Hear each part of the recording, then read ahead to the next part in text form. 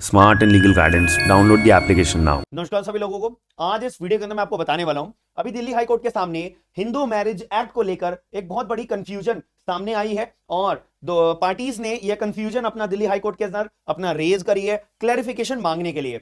आप लोगों को पता होगा कि हमारा एक कानून है सेक्शन नंबर 5 का clause number 5 of Hindu marriage act 1955 जो बात करता है सपिंडा रिलेशनशिप के बारे में। सपिंडा रिलेशनशिप का मतलब होता है कि अगर आप जो है अपना शादी रचा लेते हो और आपके जो एंसेस्टर्स हैं वो सेम होते हैं तो ऐसे केस में आपकी शादी वॉइड घोषित कर दी जाएगी। मैं आपको जजमेंट का नाम बता देता हूं। जजमेंट का नाम है Neetu Grover versus union of India and others. ये जो जजमेंट है ये 22 जनवरी 2024 को अपना पास करा है। अपनी स्क्रीन के ऊपर ये जजमेंट की कॉपी भी है, मैं अपना डिस्क्रिप्शन बॉक्स के अंदर ये कॉपी डाल भी दूंगा। साथ ही में आपको टेलीग्राम ग्रुप पे भी ये कॉपी जजमेंट की मिल जाएगी, तो जरूर अपना टेलीग्राम ग्रुप आप सभी लोग ज्वाइन कर लीजिएगा। मुद्दे पे आते हैं हम। यहाँ पे मैं आपको पहले अगर जजमेंट के बारे में बताऊं तो मैं आपको पहले कहानी बता देता हूं जिससे आपके लिए इजी रहेगा जजमेंट को पढ़ना भी और समझना भी। क्या हुआ था, यहाँ पे एक हस्बैंड था और एक अपनी वाइफ थी। इन्होंने अपनी शादी रचा ली भाई, ठीक है, कोई दिक्कत नहीं है, शादी रचा सकते हैं, ठीक है, क्लियर है। अब ये जो अपने पार्टीज है ना, ये अपना फैमिली कोर्ट के पास गई थी। क्या करवाने? ये अपनी फैमिली कोर्ट के पास गई थी अपनी शादी को डिक्लेयर करवाने। एक डिक्लेरेशन लेने गई थी फैमिली कोर्ट से कि जज साहब आप जो है हमारी शादी को डिक्लेरेटरी एक डिग्री हमारे नाम पे पास कर दीजिए, जिससे ये क्लियर हो जाएगा कि हाँ हम लीगली तौर पे शादीशुदा हैं और सारी कंडीशंस हमने फॉलो करी हैं। आपने जो हमारे कानून के अंदर मान्यता दे रखी है, हमने सारे रिलीजन कस्टम फॉलो करे जज साहब, तो हमारी शादी को आप डिक्लेयर कर दो। फैमिली कोर्ट ने इनकी शादी को क्या कर दिया? वॉइड घोषित कर दिया। बताओ भाई, ये अपना लेने गए थे डिक्लेरेशन, मिल गया इन्हें वॉइड। तो ऐसे केस में क्या हुआ था, क्यों वॉइड करा? फैमिली कोर्ट ने कहा कि भाई आपकी शादी को हम वॉइड इसलिए घोषित कर रहे हैं क्योंकि आपने वॉयलेशन करा है सेक्शन नंबर 5 का पॉइंट नंबर 5 जो है हमारा सपिंडा रिलेशनशिप के बारे में जो बात करता है।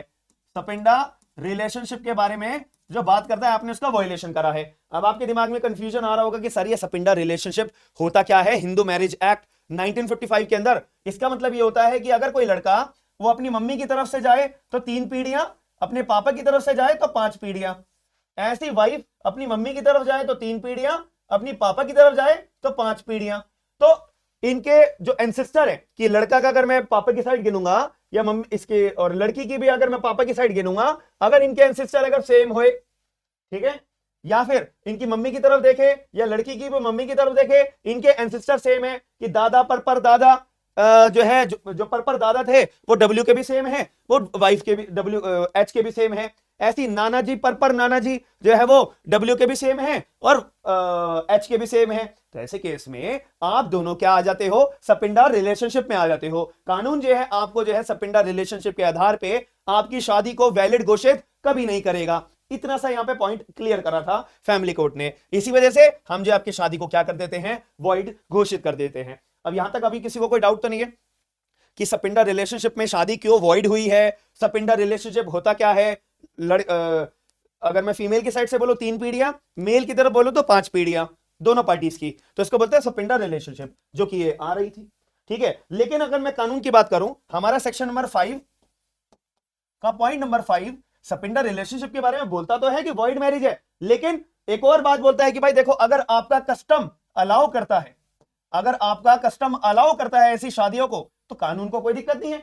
आपका कस्टम अलाउ करे, आप शादी रचाओ, ऐसे हम आपकी शादी को वैलिड घोषित कर देंगे, हमें कोई दिक्कत नहीं है, ठीक है। ये हमारा कानून का साफ बोलना है कि पहली बात, जनरल रूल क्या कहता है, ऐसी शादी को हम वैलिड नहीं करेंगे, लेकिन अगर आपका कस्टम अलाउ करता है, हम खुशी खुशी एग्री है, हम भी आपकी शादी को वैलिड मान लेंगे, हम भी सारे आपके जो लीगल बेनिफिट्स हैं हस्बैंड के तौर पे, वाइफ के तौर पे, आपको हम प्रॉपर देंगे। बट वो कस्टम तो पहले प्रूव करो ना आप, हाँ है ना, कि आपके पर दादाजी ने ऐसा कोई अपने कस्टम चालू करा था, वो पीढ़ी दर कंटिन्यूअसली फॉलो होता आ रहा है। आपके घर में ऐसा होता होगा कि अपने भाई बहनों से शादी कर लो या अपने कजन से शादी कर लो, कोई दिक्कत वाली बात नहीं है, ये आपका कस्टम बना हुआ है।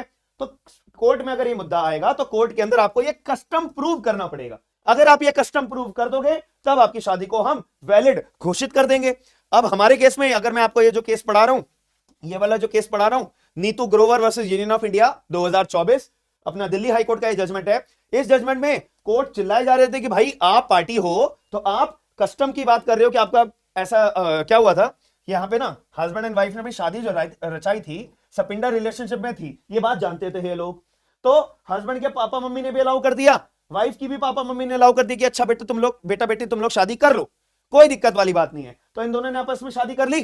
तो अब ये कोर्ट में गए कि देखो फैमिली कोर्ट ने तो हमारे को मना कर दिया, देखो हमारे पापा मम्मी तो एग्री थे। तो ऐसे केस में दिल्ली हाई कोर्ट ने बोला था, जब ये इशू रेज हुआ था दिल्ली हाई कोर्ट के सामने, दिल्ली हाई कोर्ट ने बोला था कि भाई साहब आप दोनों को अपना कस्टम प्रूव करना पड़ेगा, आपको अपना कस्टम प्रूव करना पड़ेगा। आपके पापा मम्मी एग्री थे तो इसका मतलब ये नहीं है कि आपका कस्टम प्रूव हो गया, आपको अपना कस्टम प्रूव करना पड़ेगा। यानी कि पीढ़ी दर पीढ़ी कि आपके घरों में ऐसी शादियां होती आ रही है, कजनों के बीच में शादियां होती जा रही है, तो आपको यह बात प्रूव करनी पड़ेगी कि आपका यह ऐसा कस्टम है, तौर तरीका है, तो आप ये प्रूव करो। केवल और केवल आपके पापा मम्मी एग्री थे दोनों के, it is not a custom, you have to prove the custom, then only we will declare your particular marriage as a valid marriage. Otherwise जो फैमिली कोर्ट ने डिक्लेयर करा है आपकी शादी को वॉइड घोषित करा है, वो बिल्कुल सही करा है, याद रखिएगा। तो यही अपना मुद्दा सामने आया था।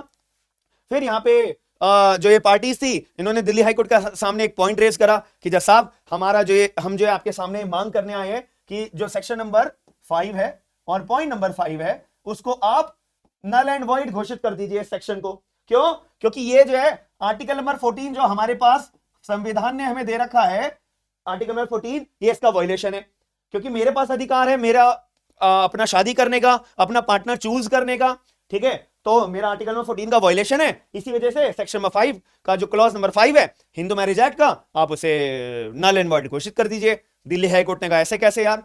ये देखो, अगर मैं आपको एक जजमेंट बताऊं, इस पेज नंबर 6 पे है, ये दिल्ली हाई कोर्ट का ऑफिशियल जजमेंट है, याद रखना, ठीक है। पेज नंबर 6 पे आ जाते हैं, पेज नंबर 6 यहां पे सुप्रीम कोर्ट ने भी डिक्लेयर भी करा था। ये देखो, सुप्रीम कोर्ट ने Supriyo alias Supriya Chakraborty and another versus union of India, ये अपना लेटेस्ट जजमेंट था। इस जजमेंट में सुप्रीम कोर्ट ने क्लियर बोला था कि भाई हर पार्टी के पास, लड़का हो या लड़की हो, उनके पास राइट टू मैरिज है, राइट टू मैरिज तो उनके पास है, अपना शादी करने का अधिकार उनके पास है, ठीक है। लेकिन याद रखिएगा वो अपना स्टैट्यूटरी राइट है, वो अपना स्टैट्यूटरी राइट है। स्टैट्यूटरी राइट का मतलब होता है कि कानून के अंदर जो गाइडलाइंस दे रखी हैं, रिस्ट्रिक्शंस दे रखी हैं, उसका पालन करते हुए आप अपनी शादी रचा सकते हो। आप अपना चार दीवारी में बस अपना गले में अपना हाथ डाला आपने और आप मान लो कि शादी हो गई। नहीं, अगर ये स्टैट्यूटरी प्रोविजन राइट आपको नहीं दे, स्टैट्यूटरी कानून के अंदर ये बात नहीं लिखी हुई है, कानून के अंदर लिखा हुआ है कि पहले आपको फेरे लेने पड़ेंगे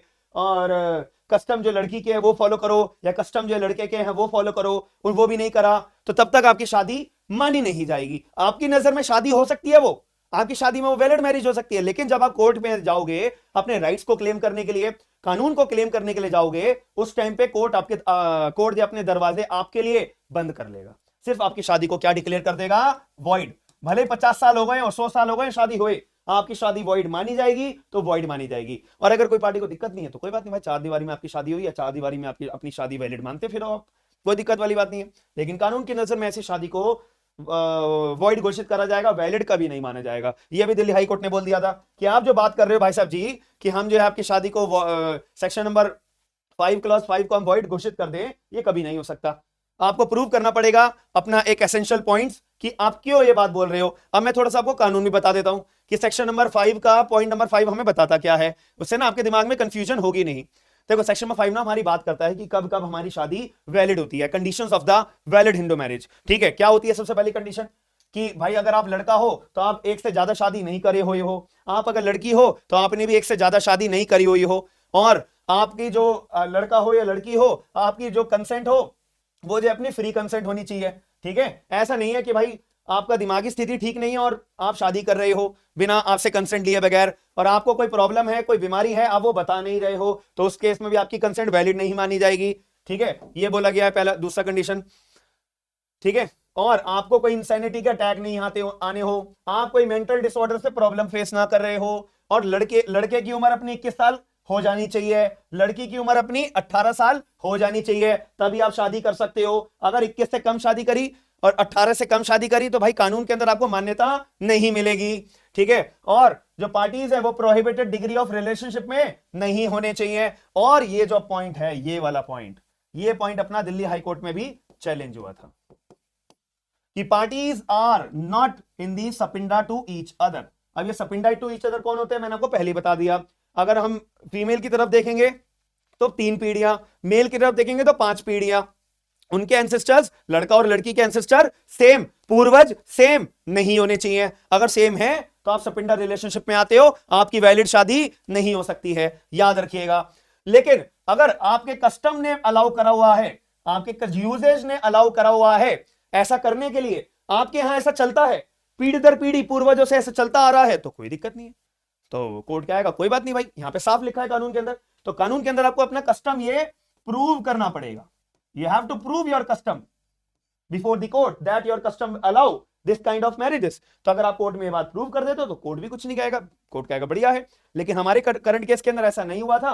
हमारे करंट केस में बस लड़के के पापा मम्मी, लड़की के पापा मम्मी अलाउ करे थे। तो क्या लड़के के पापा मम्मी ने और मम्मी के और लड़की के पापा मम्मी ने अलाउ कर दिया तो क्या कस्टम बन जाएगा? नहीं। कस्टम का क्या मतलब होता है, इसको भी मैं आपको दिखा देता हूं। सेक्शन नंबर 3 के पॉइंट नंबर 1 में बता रखा है। सेक्शन नंबर 3 के पॉइंट नंबर 1 में ये बात बता रखी है, देखिए कस्टम का मतलब यहां पे क्लियर रूप से बता रखा है। What do you mean by custom and usages? इसका मतलब होता है कि भाई जो पीढ़ी दर पीढ़ी कंटिन्यूअस तरीके से फॉलो होता आ रहा हो, यूनिफॉर्म तरीके से फॉलो होता आ रहा हो लॉन्ग टाइम से। अब ये लॉन्ग टाइम कितना होता है, ये कानून के अंदर टाइम पीरियड नहीं बताया हुआ, बस टाइम कानून के अंदर बता रखा है पीढ़ी दर पीढ़ी आपके पर दादा से एक प्रथा एक चली आ रही है। हम प्रथा बोलते हैं ना कि प्रथा चली आ रही है, उसको बोलते हैं कस्टम एंड यूजेज। तो पापा मम्मी ने एग्री कर दिया तो क्या ये प्रथा बन जाएगी? नहीं बनेगी। एज पर सेक्शन नंबर 3 का पॉइंट नंबर ए के तहत इसको हम प्रथा बिल्कुल नहीं मानेंगे, याद रखिएगा। आई होप आपको जो मैंने वीडियो के अंदर पूरा का पूरा क्लैरिफिकेशन दिया है आपको समझ में आया होगा। ये अपना 10 पेज का जजमेंट है जो मैंने आपको क्रक्स के अंदर बता दिया है। आप आराम से जजमेंट को पढ़िएगा और जितना ज्यादा जजमेंट्स पढ़ोगे एक लॉ ग्रेजुएट के लिए बहुत बढ़िया चीज रहती है।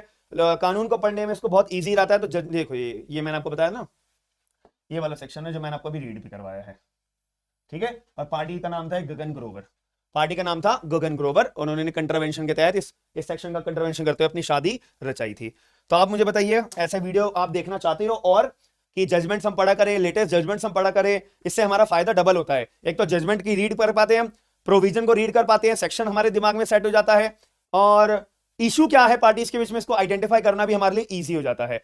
और हम सेक्शन भी पढ़ते हैं। मैंने बेरेक्ट भी आपको ओपन करके दिखाया था, ये रहा हमारा बेरेक्ट, ये बेरेक्ट भी मैंने आपको पढ़ के बताया था। बाकी वीडियो कैसे लगी, वीडियो को लाइक जरूर करिएगा, चैनल को सब्सक्राइब जरूर करिएगा और आपका क्या सजेशन है सपिंडा मैरिज को लेके अपना पॉइंट ऑफ व्यू भी कमेंट बॉक्स के अंदर जरूर बताइएगा। मिलते हैं नेक्स्ट वीडियो के अंदर। थैंक यू, धन्यवाद, साइनिंग ऑफ।